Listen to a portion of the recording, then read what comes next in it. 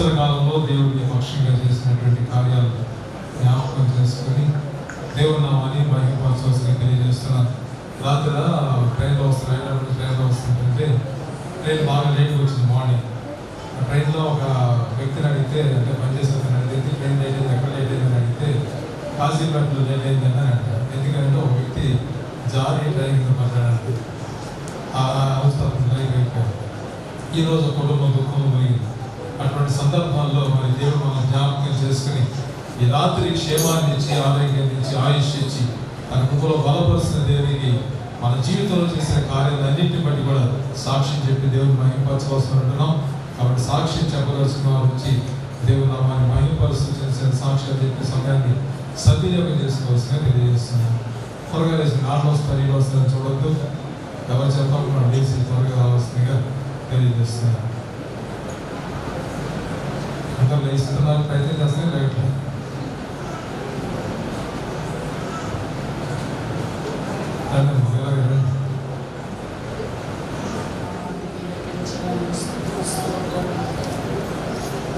ఆత్మీయ తల్లిదండ్రులు, అతిథిగా పిలువబడిన గర్భాబాయి హృదయపూర్వక వందనాలు.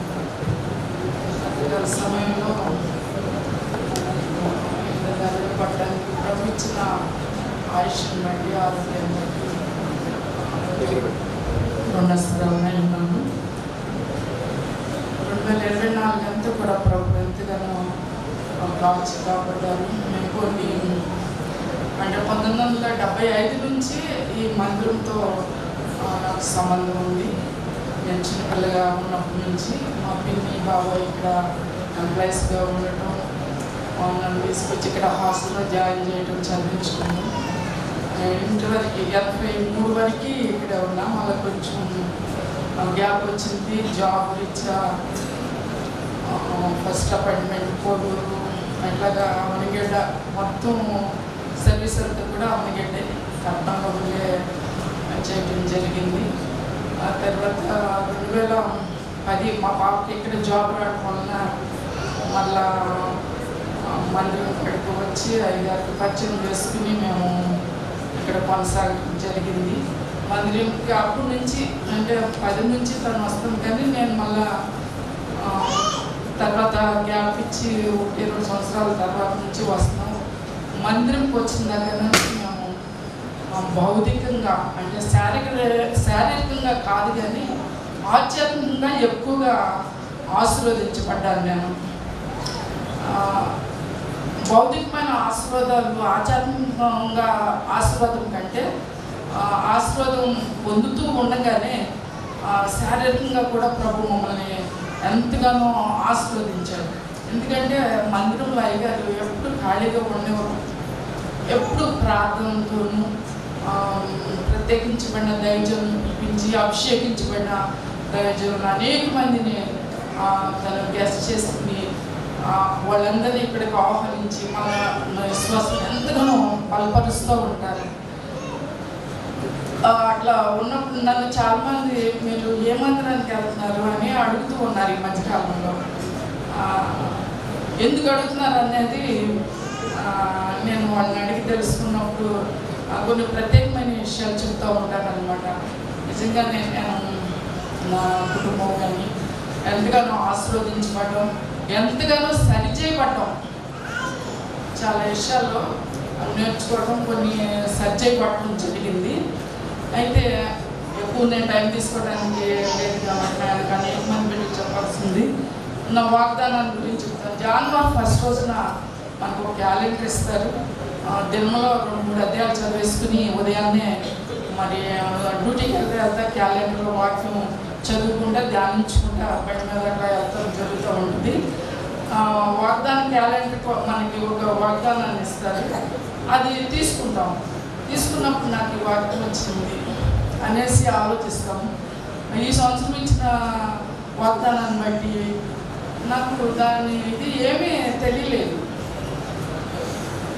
సెప్టెంబర్లో దాని నెరవేర్పుని నేను చూసి చాలా ఆశ్చర్యపడ్డాను అనమాట. వాగ్దానాన్ని తీసుకున్నప్పుడు ప్రభు మీ చిత్తం ఏమందో తెలియదు అనేసి ఆ వాగ్దానం బట్టి నేను ప్రార్థన చేస్తాను. అది ధ్యానిస్తూ ఉంటాను మధ్య మధ్యలో. నేను అవనగడ్డ టు నాగాయలంక 7 సంవత్సరాలు 3 నెలలు సర్వీస్ చేశాను. బండి మీద చేస్తూ ఉండేదాన్ని. చాలా స్పీడ్గా వెళ్ళాల్సిన పరిస్థితులు ఉంటాయి. ఎందుకంటే ఏదైనా ఎమర్జెన్సీ వస్తే కొంచెం నేను అంత తెలివైన దాన్ని కాదు కానీ పిలుస్తూ ఉంటారు. నేను చాలా తక్కువ 15 నిమిషాలు 20 నిమిషాలు పట్టేది 12 నిమిషాలు 9 నిమిషాలు అలా జంప్ చేసుకుని వెళ్ళిపోవాల్సింది ఉంటుంది. ప్రభు ఎంతగానో ఇందాక మా ఎల్డర్ బ్రదర్ చెప్పినట్టుగా ఎన్నో ప్రమాదాలు, ఏ విధమైనటువంటి చిన్న ప్రమాదం అనేది లేకపోకుండా నా ప్రయాణంలో ప్రభు తోడు క్షేమాన్ని ఇచ్చారు. నేను స్టార్ట్ అయిన దగ్గర నుంచి స్తుతిస్తూ వెళ్ళేటప్పుడు వచ్చేటప్పుడు నా నెత్తి మీద ముసుగు లేకపోయినా నా హృదయంలో నేను దేవుణ్ణి తనిచ్చిన ఒక భాషతో మాట్లాడకుండా స్తుతిస్తా కనపరుస్తూ నా గమ్యాన్ని చేరుకుంటా తిరిగి నా ఇంటికి వచ్చేస్తూ ఉంటాను. ఈ విధంగా ప్రభు ఎంతగానో మమ్మల్ని ఆశీర్వదించారు. ఇద్దరు చక్కటి మనవరాలని మరి అయ్యగారు అమ్మగారు ఎంతగానో ప్రార్థన చేస్తా ఏదైనా బాధపడుతూ బిడ్డలిష్ట ఆరోగ్యంలో కానీ ఏదైనా ఇష్టం బాధపడుతున్నప్పుడు వాళ్ళు తమ బాధగా తీసుకుని ప్రత్యేకంగా రహస్యంగా ప్రార్థన చేస్తారు. ఎలా ఉందని ఫాలోఅప్ చేస్తూ ఉంటారు. మంచి చిన్నవారైనప్పటికీ కూడా గొప్ప ఆత్మీయ తల్లిదండ్రులని దేవుడు ఇచ్చిన విధానాన్ని బట్టి ప్రభువుకి హృదయపూర్వక వందనాలు తెలియజేస్తూ ఉన్నాను. నా వాగ్దానం ఏంటంటే యెహోషువ 9వ వచనం అన్నమాట. ఆఖరి మాట రాసి ఉంటుంది, నీవు నడుసు మార్గ మందిట్లో నీ దేవుడైన యెహోవా నీకు తోడై ఉండును. అయితే పైన మొదటి నుంచి 9వ వచనము ఆరంభం నుంచి చూస్తే నేను నీకు ఆజ్ఞ ఇచ్చి ఉన్నాను కదా, నిబ్బరం కలిగి ధైర్యంగా ఉండు, దిగులు పడుకు చెడి, నీవు నడుసు మార్గ మందిట్లో నీ దేవుడైన యెహోవా నీకు తోడై ఉండును. ఈ మాట ఇచ్చినప్పుడు నాకేమీ అర్థం కాలేదు. సెప్టెంబర్ 1న ఆగస్టు 30న మాకు కౌన్సిలింగ్ జరిగింది. ఒక చిన్న జాబ్ నుంచి ప్రభు ఒక గెస్టెడ్ ఆఫీసర్గా నన్ను చేశారు. దేవుని నామానికి స్తోత్రం కలుగాక. హల్లెలూయా. నేను ఈ స్థితికి వస్తానని అనుకోలేదు. నా ఎదుట ఎన్నో అవమానాలు, ఎన్నో నిందలు, వాటన్నిటిని నిర్లక్ష్య పెట్టి అవమానాన్ని నిర్లక్ష్య పెట్టి నా ఎదుట ఉంచిన పరుగు పందెంలో ఓపికతో నేను పరిగెత్తాలనుకున్నాను. ప్రభు వైపు చూసి ఆ విధంగా పరిగెత్తడానికి ఈ 36 సంవత్సరాలు తన నా సర్వీస్లో ఎంతగానో తోడుగా ఉండి నా యొక్క స్టేటస్ తగిన విధంగా మరి ఒక పదవిలోకి వెళ్దామంటే మించిన జ్ఞానం ఉండాలి. అంత జ్ఞానం ఉండడానికి అంత ఎడ్యుకేషన్ లేదు నాకు, అంత పవర్ కలిగిన దాన్ని కాదు. కానీ ఏ క్షణానికి కావాల్సిన జ్ఞానాన్ని ఆ క్షణం నాకు అనుగ్రహిస్తూ ప్రభు ఒక ఉన్నతమైన స్థాయిలో నిలబడగలిగి ఎంతమందిలోనైనా నిలబడగలిగి మాట్లాడగలిగిన కృపనిచ్చారు. ఎందుకంటే ఇప్పుడు పొలిటికల్గా మరి ఎక్కడో నిలబడి అనామకులుగా ఉండటానికి వీల్లేదు. అందరి మధ్యలో ధైర్యంగా మరి కొన్ని మాకు ఇచ్చిన మా డ్యూటీ పరమైన విషయాలు మాట్లాడాల్సిన అవసరం ఉంది. అప్పుడు కూడా ప్రభావ మీరు నాకు తోడై ఉన్నారని ఆయన ముందు పెట్టుకుని ఆయన గౌరవించి ఉన్నాయన అనేసి నేను చూస్తూ ఉంటాను. నేను ఇప్పుడు వెళ్ళిన ఆ సెంటర్ నా ఇంటి దగ్గర నుంచి చాలా ఉదయాన్నే వెళ్ళాలి. రోడ్డు సరిలేదు, చాలా క్లిష్టమైంది, భయంకరమైన విగ్రహాలు, అసలు ఉన్న ఎంప్లాయీస్ మాటినే విధానం లేదు. ఏంటి ఇంత అధ్వానంగా ఉన్నాయి, అవన్నీ సరి చేసుకుని రావాలి. మన పని అయితే మనం చేసుకుని వస్తాం, కానీ అవన్నీ కూడా సరి చేసి రావాలంటే చాలా కష్టం. సెంటర్స్ ఏదైనా విజిట్కి వెళ్తే దుమ్ము ధూళి ఎలాంటి ఉంటుంది. ఒకసారి విజిట్ చేసి అమ్మా ఇట్లా కాదు ఇట్లాగో మీకు ఇంతకుముందు ఎవరు చెప్పలేదని అంటే దానికి ఏమీ సమాధానం ఉండదు. రెండోసారి వెళ్ళినా కూడా అలాగే ఉంది. మా చీపు రెక్కుందనేసి పట్టుకుని ఈ వెళ్ళిన చోటల్లా ఇవి సరి చేసుకుని ప్రవచనాత్మకంగా ప్రతి పని, ప్రవచనాత్మకంగా ప్రతి మాట మాట్లాడింది. వారి మధ్యలో ఈ 3 నెలలు నెరవేరింది. ఎప్పుడైతే ఆ విధంగా క్లీన్ చేసుకుంటా రావడం జరిగిందో కమిషనర్స్ వీళ్ళంతా కూడా విజిట్కి వస్తున్నారు అన్నప్పుడు గడగడ వణికారు. నేను చెప్పాను కదా, ఏ మాట చెప్పినా కూడా ప్రవచనాత్మకంగా ఉంటుంది. కొన్ని విషయాలు కూడా చెప్పాను. వాళ్ళు మా గతంలో మేము ఈ విధంగా మీరు చిన్నపిల్లలు పల్లెటూరులో ఉన్నారు, చాలా జాగ్రత్తగా ఉండాలంటే రెగ్యులర్గా అట్లాగా తీసుకున్నారు. కానీ వాళ్ళ బ్రతుకులో ఒక ఇన్సిడెంట్ జరిగింది, చాలా భయపడతారు.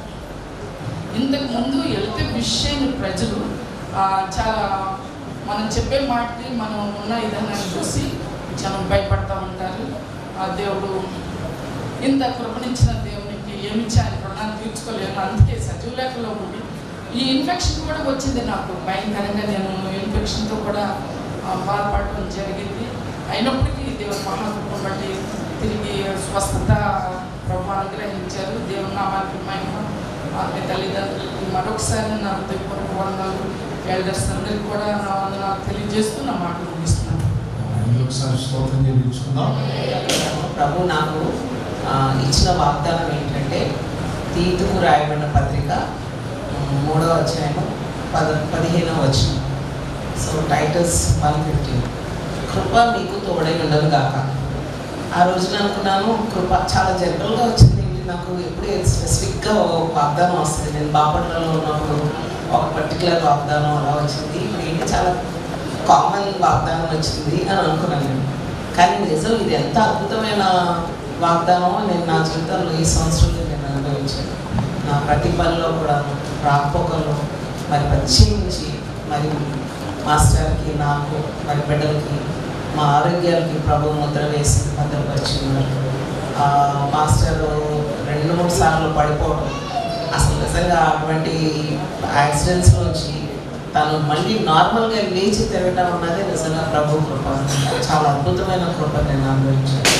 అట్లాగే మరి అభిషేక్కి మా కోడలు ప్రతిష్ట కూడా జరిగిన యాక్సిడెంట్లో ప్రభు కృపే వాళ్ళని కాచి కాపాడింది. తలకి దెబ్బలు తగలకుండా మరి ఆ రోజు జూబీ వాళ్ళతో కనుక ఉండే పరిస్థితి ఏ విధంగా ఉండేదో, కానీ ఆ రోజున ప్రత్యేకించి జూబీ వాళ్ళతో వెళ్ళకపోవడం, అభిషేక్ తనని ఇంట్లో పెట్టడం, ఇవన్నీ కూడా ప్రభు కృప తప్ప మరొకటి కాదు. నా జీవితంలో మెండైన కృపని నేను ఈ సంవత్సరంలో అనుభవించినాను. మరి ప్రత్యేకంగా ఈ డిసెంబర్ మాసంలో మరి వాళ్ళు యాక్సిడెంట్ జరిగినా మళ్ళీ తిరిగి వాళ్ళిద్దరు కూడాను మరి ప్రభు సేవలో మరి తిరిగి వాళ్ళ పనిలో వాళ్ళు వెళ్ళారు. మరి అట్లాగే దేవుని కృప మీ అందరి ప్రార్థన వల్ల మరి మొన్న 27th ప్రభు మాకు మా మరి పిత్రార్జితంగా ఇచ్చిన ఆస్తిని కొంత నూతనంగా కట్టుకోవడానికి, మరి అది గృహప్రవేశం జరగడానికి ప్రభు కృపను బట్టి నిజంగా నేను దేవుని వందనాలు చెల్లించుకుంటాను. ప్రత్యేకించి పాస్టర్ గారు కూడాను మరి మమ్మల్ని ఎంతగానో ప్రేమిస్తూ మరి అంత దూరం ప్రయాణం చేసి, గంటల కొద్ది ప్రయాణం చేసి వచ్చి మమ్మల్ని ఎంతగానో ఆదరించి ఆశీర్వదించినందుకు అయ్యా మీ అందరికీ కూడాను నా హృదయపూర్వక వందనాలు. రాబోయే సంవత్సరం అంతట్లో కూడాను మరి దేవుని దయ, మనుషుల దయ కూడా మా పైన ఉండాలని కోరుకుంటున్నాను. మీ అందరి దయ మాకు కావాలి, మీ అందరి ప్రార్థనలు మాకు కావాలి. మరి ఎక్కువగా అభిషేక్ మినిస్ట్రీ మరి ఆ సంఘం 2 చిన్న సంఘాలే మరి ఎక్కువగా అభివృద్ధి చెందినట్లుగా, మరి ప్రభు చిత్తమైతే నూతనంగా మళ్ళీ మందిరం కట్టబడినట్లుగా దయతో ప్రతి ప్రార్థనలో జ్ఞాపకం చేసుకోమని కోరుతూ ఈ కొద్ది సాక్ష్యాలు ముగిస్తున్నాను. నాకు సమయం ఇచ్చినందుకు అయ్యారికి బహుగా వందనాలు చేస్తాను. ప్రభు నమస్తే. మీ అందరికీ వందనాలు. సమయం కొంచెం ఉంది కాబట్టి సింపుల్గా ముగించుకున్నాం. దేవుడు ఈ సంవత్సరంలో మరి తన కాపుదల్లో భద్రపరిచి నా ట్రాన్స్ఫర్ ఆగిపోవడానికి, మరి అదేవిధంగా మీరందరూ చేసిన ప్రార్థనలు బట్టి ఎన్నో సమస్యలను ఎదుర్కొని మరి కోర్టుకు వెళ్ళి నేను ట్రాన్స్ఫర్ ఆగిపోవడానికి దేవుడు కృప చూపాడు. అదేవిధంగా కుటుంబంగా ఈ రోజున సంఘంలో కనపడటానికి దేవుడు ఇచ్చినటువంటి కృపను బట్టి ప్రార్థన చేస్తున్న మీ అందరికీ, మరి ముఖ్యంగా సంఘ కాపరి గారికి, పాస్టర్ గారికి అందరికీ కూడా నా వందనాలు తెలియజేస్తూ, మరి ఎక్కువగా నూతన సంవత్సరంలో కూడా మా కుటుంబం గురించి ప్రార్థన చేసుకోబోతూ నేను ఆ మాట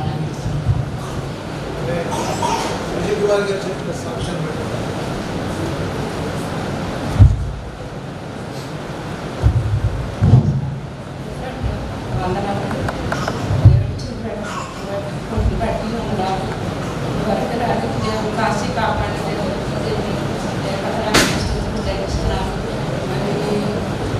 7 సంవత్సరాలు అనేది మాకు గర్భాలను ఇచ్చారు. మంచి ఆరోగ్యం ఇచ్చారు.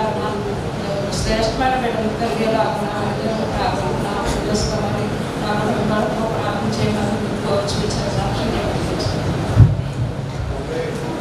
శారదగా చెప్పిన సాక్షులు బట్టి స్తోత్రాలు. ఈ అవకాశం దేవజల్ని ప్రత్యేకమైన వందనాలు చెల్లించుకుంటున్నాను.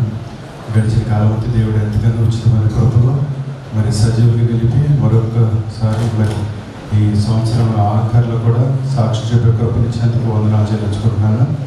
మరి అనుదినము ప్రార్థిస్తున్న దైవజనులను బట్టి ప్రత్యేకమైన వందనాలు.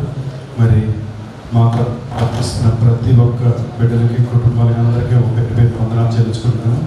గడిచిన ఆదివారం బాబు కొంచెం ఉయ్యాలో ఆడుకుంటూ పడిపోయాడు. ఫ్రాక్చర్ అయ్యి కొంచెం విరిగింది. దేవుని కృపను బట్టి మరి హాస్పిటల్ తీసుకెళ్ళగానే మరి సుధా గారు మరి దగ్గరుండి బ్లడ్ టెస్ట్లు అన్నీ చేపించి అది చూసి నైట్ అంతా కూడా దేవుడు ఎంతగా మరి డాక్టర్ గారితో కూడా మాట్లాడారు. మరి సరోజిని గారు మరి అట్లాగే మరి చాలామంది మరి దైవజనులు కూడా వచ్చారు. ఇక్కడ హాస్పిటల్ తర్వాత గవర్నమెంట్ హాస్పిటల్ నుంచి సాయిప్రసాద్ హాస్పిటల్కి తీసుకొచ్చాము. ఈరోజు ఆపరేషన్ కూడా చేశారు. ఇంకా మరి మీరు ఆ బిడ్డ గురించి ప్రార్థించమని ప్రార్థిస్తున్నాను. ఎందుకంటే కొంచెం ఝాన్సీ గారు అక్కడ పెద్దబాబు మీరు అన్ని దినాలు ప్రార్థనలో జ్ఞాపకం చేసుకొని చిన్న సాక్షి దేవుడు దీవించారు. దేవుడు మాధవి గారిని దీవించాక ఈ లైటింగ్ ఎక్స్పన్స్ అంతా కూడా నవీన్ గారు అలాగే యవనస్తులంతా కూడా చక్కగా డెకరేషన్ చేశారు. మన ఇప్పుడు మొన్న అలాగే పండ్లు నవీన్ గారు, డాక్టర్ గారు, నాని, సన్ని, అలాగే ఉన్నటువంటి యవనస్తులు ఎవరన్నా పేరు నిలబడిన సార్ మీకోసం అసలు మీరే ఎంత అందం చేసినట్టు మీరే కారణం. నిలబడిన పిల్లలు యవనస్తులు పరిచయం చేసినందుకు నిలబడండి. తగ్గింపు అన్నమాట. అంటే పర్లేదు మాస్టర్ గారు దేవుడి కోసం చేసాం కదంటే దేవుడు యవనస్తులందరినీ దేవుడు దీవించిన రాత్రి వాళ్ళు కష్టపడి చేశారు. నిజంగా వాళ్ళ శ్రమ బట్టి ప్రభుని స్తుతిస్తున్నారు. దేవుడి నామం పైన కలుగుగాక. మధు గారు కూడా మీటింగ్ అయిన తర్వాత అందరూ ప్యాకెట్స్ ఏర్పాటు చేశారు. లిన్సీ బర్త్డే 1వ తారీఖున లిన్సీ బర్త్డే. అలాగే ప్రవీణ్ గారి బర్త్డే కూడా ఉంది. రెడీగా ఉండండి. ప్రవీణ్ గారు ఎక్కడున్నారు? ప్రవీణ్ గారి బర్త్డే 1వ తారీఖున. ఈరోజేమో ప్రవీణ్ గారి కూతురు బర్త్డే 31వ తారీఖు. అందరూ మోకరించి ప్రార్థన పూర్వకంగా మన నూతన సంవత్సరం కొరకు సిద్ధపాటు కలిగి ఉన్నాం. ఇంకా మన మధ్యలో కొద్ది నిమిషాలు మాత్రమే మన మధ్యలో ఉన్నాయి. దేవదేవుడికి మోకాళ్ళ మీదకి రాగలిగితే ఒక్క పావు గంట దేవుని సభలో నిలబడగలిగితే నిలబడి, మోకరించగలిగితే మోకరించి ఒక్క నిమిషం అందరూ 2 చేతులు పైకెత్తి దేవదేవుడికి బిగ్గరగా స్తోత్రాలు చెల్లించుకున్నాం.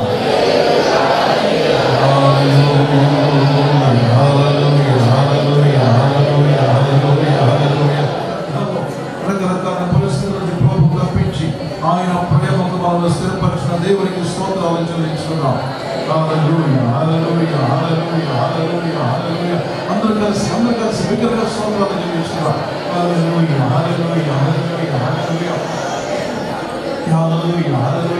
అందరూ కూడా నిలుపు మోకాళ్ళ మీద కూర్చోండి. అందరూ హృదయపూర్వకంగా చేతులు పైకి ఎవరు కూడా మీ పక్క వైపు చూసుకోవద్దు, దేని వైపు చూడద్దు. దేవునికి సంవత్సరం దేవుడికి దయాదరుడుగా ధరించిపోతున్నాడు.